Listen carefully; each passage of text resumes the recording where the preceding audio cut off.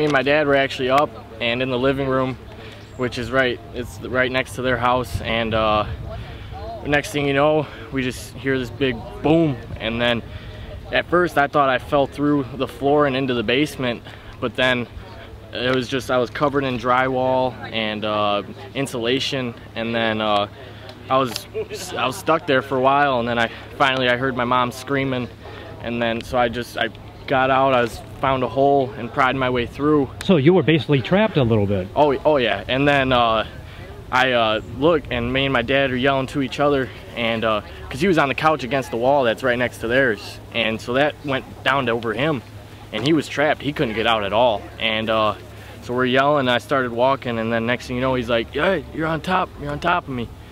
So I just started throwing 2x4s and just drywall off of him, and even then he barely got through this little hole. Right when I got out of the drywall, I saw a little bit of fire at the end of the house, and that's when I knew it was just a ticking time bomb. And then I looked up and I saw my mom upstairs, and the stairs were gone. And then we look out, and there's the two guys with the ladder, and thank God they reacted that fast, because we ran around back, and my sister hopped on the ladder, and I'm not kidding, right when my mom stepped on the ladder, that part that they were standing on went up in flames.